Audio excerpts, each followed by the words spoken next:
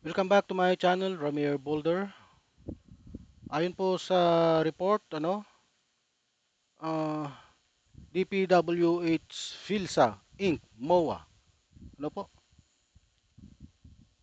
Ah, ang MOA sa pagitan po ng DPWH at PhilSA ay hindi lamang tungkol sa teknolohiya, ito ay tungkol sa modernisasyon ng infrastruktura gamit ang mata ng kalawakan.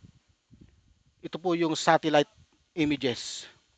Sa unang pagkakataon, gagamitin ng DPWH ang satellite imagery, geofacial uh, analytics, and AI-driven monitoring upang masubaybayan ang real-time progress ng mga proyekto, tulay, kalsada, flood control at iba pa. Ito ay pagbabago ng laro. Ano po? Mabilis sa pagtukoy ng delays o irregularities, mas tumpak na pagpaplano ng budget at timeline, ano, mas ligtas at matibay na infrastruktura para sa susunod na henerasyon. Sa ilalim po ng pamumuno ni Secretary Vince Dizon at OIC Dr. Gay Jane Perez, ipinapakita natin na hindi na sapat ang tradisyonal na paraan. Kailangan natin ng space age solution para sa earthbound problems. Ano po? Sa ngayong itong araw na to, November 3, 2025 sa DPWH Central Office, isang makasaysayang sandali ang naganap. Ano po? Nilagdaan ni Secretary Vince Dizon at PhilSA OIC Dr. Gay Jane Perez, ang Memorandum of Agreement, isang pakikipagtulungan na magdadala ng teknolohiya mula sa kalawakan. Ano po? Papunta sa ating mga kalsada, tulay at tahanan.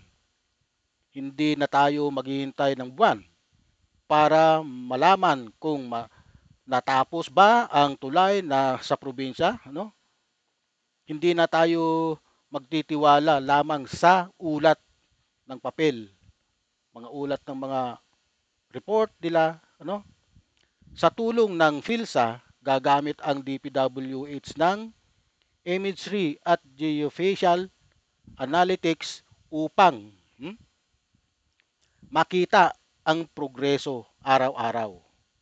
Kaya wala na pong dahilan, ano, upang muling gumawa ng kalukuhan,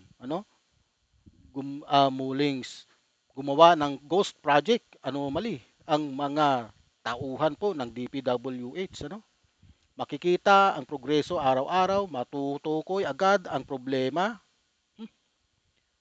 matipid at mabilis na makapagdesisyon. Ano po? Ito ay smart governance, ito ay modernong Pilipinas, ito ay build better more. Hindi lang sa lupa, kundi mula sa kalawakan. Kalawi, ano po? Kaya po ako po ay saludo sa DPWH at PhilSA. Patuloy nating itaas ang ating antas ng serbisyo. Ano po? Mula sa lupa hanggang sa kalawakan. Mabuhay ang Pilipinas, mabuhay ang teknolohiyang Pilipino.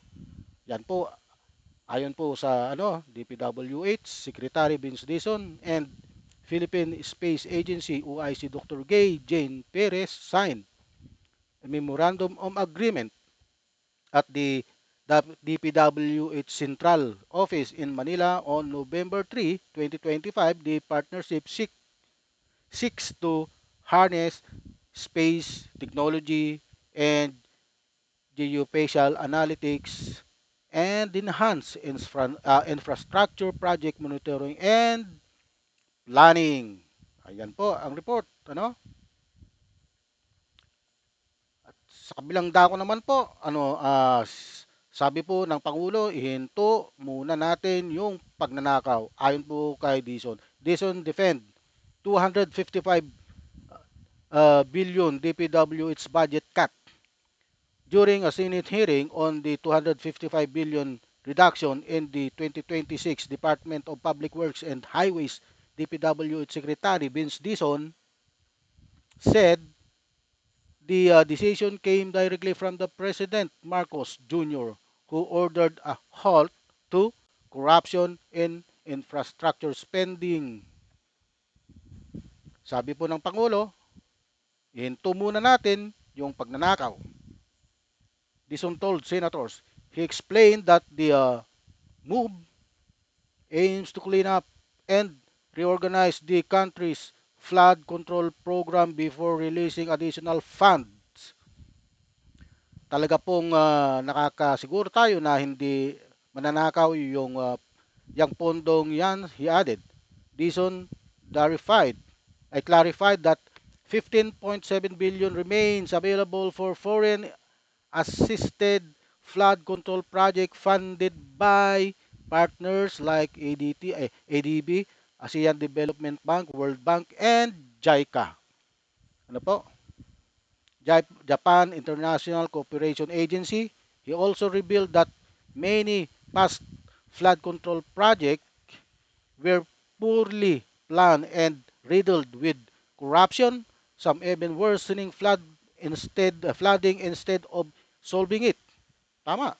Marami pong mga flood control na imbes na isolve, naging naging worse ang pagbabaha dito sa Metro Manila, no? Prompting the president to call for a national well-planned mitigation program before resuming full spending. Yan po. Ano? Sabi po ng Pangulo, hinto muna natin yung pagnanakaw. Dison defends 255 billion DPWH budget cut. Ayan po ang ulat, ano?